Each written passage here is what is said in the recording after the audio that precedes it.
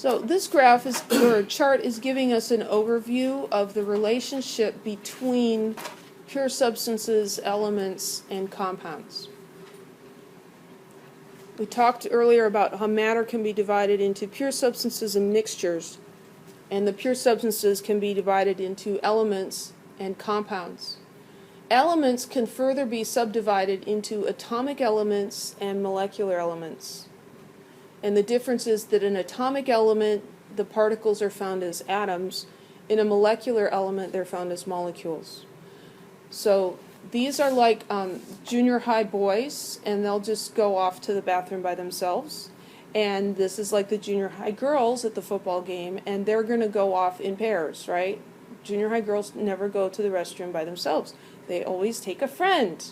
I was a junior high girl, and I did that, and I couldn't help myself. These guys are always found in pairs, and so those are molecules. A molecule is two or more atoms that are joined together. For compounds, we also have two different broad categories: molecular compounds, in which we have molecules, an example is water, and ionic compounds. In an ionic compound, we don't have molecules, we have ions. So here we have sodium ions and chloride ions. An ionic compound is formed of positive ions and negative ions. And what happens when you have opposite charges? They attract each other. And so these are going to stick together like magnets, kind of. So they're just going to stick together. So the molecular compound has discrete units. This is one oxygen and two hydrogens in a molecule. In the sodium chloride, though, there's not really a molecule. We can call it a formula unit, but it's really just one giant molecule. It just goes sodium chloride, sodium chloride, sodium chloride, sodium chloride, sodium chloride, and it just makes that pattern, and it's just like one big collection of magnets stuck together.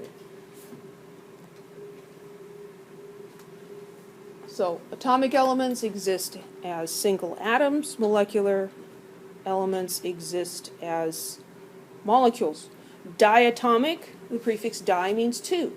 Diatomic means two atoms. A diatomic molecule has two atoms in it, like oxygen, O2. There are a couple that exist as polyatomic. There's more pictures. This is Mercury. Mercury is a metal that's a liquid at room temperature, and it would be really cool to play with if it wasn't so toxic.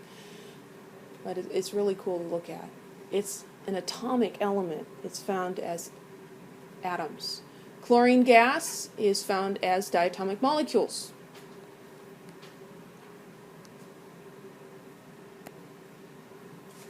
So these are the 7 diatomic elements. You may have been wondering, well, how do I know which is it, atomic or molecular? Well, we're going to learn which it is.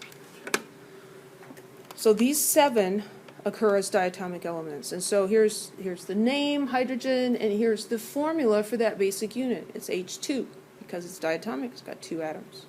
Chlorine, Cl2. The element symbol, subscript 2. It's an element, though, because there's only one kind of atom in there. There's not 2 different atoms. There's 2 atoms of the same thing.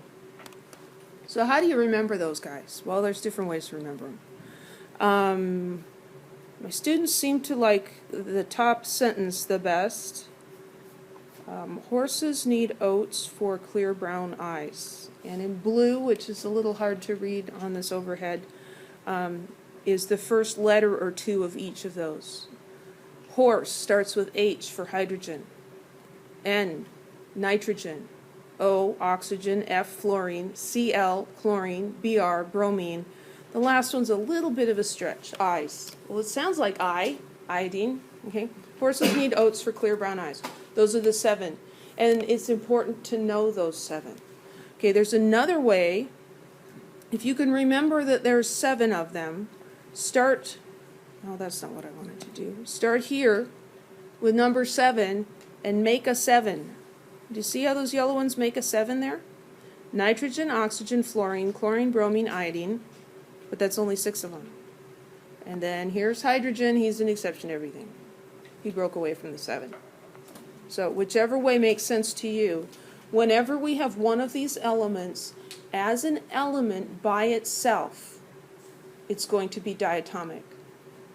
If the hydrogen is with oxygen, then the whole diatomic thing goes out the window. Hydrogen's happy to go to the bathroom with oxygen. Okay? It just doesn't want to go by itself. And if it can't go with oxygen, it'll take another hydrogen with it. They just always like to be together. There's a chemical reason for it, but you don't want to know that yet. Compounds may be molecular or ionic. Molecular compounds are going to happen when we have two or more non-metals. Non-metals. So molecular compounds are formed from two or more non-metals. Ionic compounds are going to happen when you have a metal and a non-metal. The metals form cations, positive ions. The non-metals form negative ions. In order to have an ionic compound, you have to have a positive and a negative together for them to be attracted.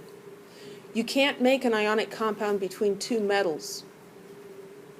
Two metal ions would both be positive and they will repel each other. Two non-metal ions would both be negative and they would repel each other. So ionic compounds, for the most part, are a metal ion and a non-metal ion. And molecular compounds come about because of two nonmetals. Examples here, here we have carbon dioxide. We're showing us some dry ice. Carbon dioxide forms molecules. It's two nonmetals, carbon and oxygen. Over here we've got sodium chloride. Sodium chloride is an ionic compound. That's table salt. Sodium is a metal. We can see that from the periodic table. Chlorine's a nonmetal. Metal, nonmetal, ionic. Two nonmetals, molecular.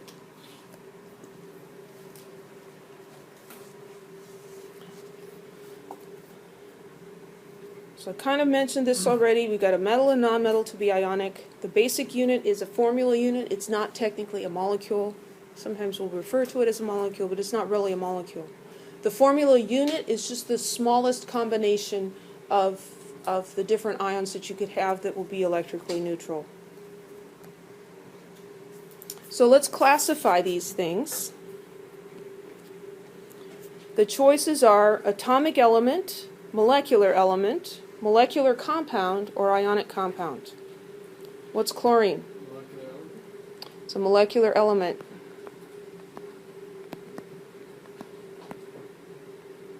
So chlorine is an element, and it's over here. It's in that group of 7.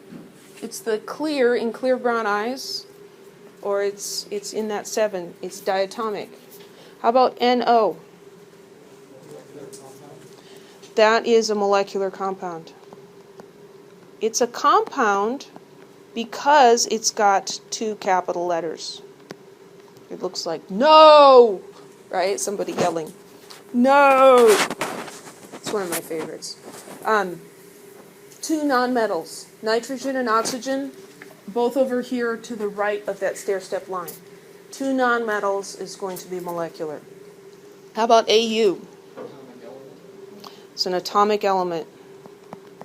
It's not one of the 7 diatomic ones, and it's an element. There's only 1 capital letter. How about Na2O?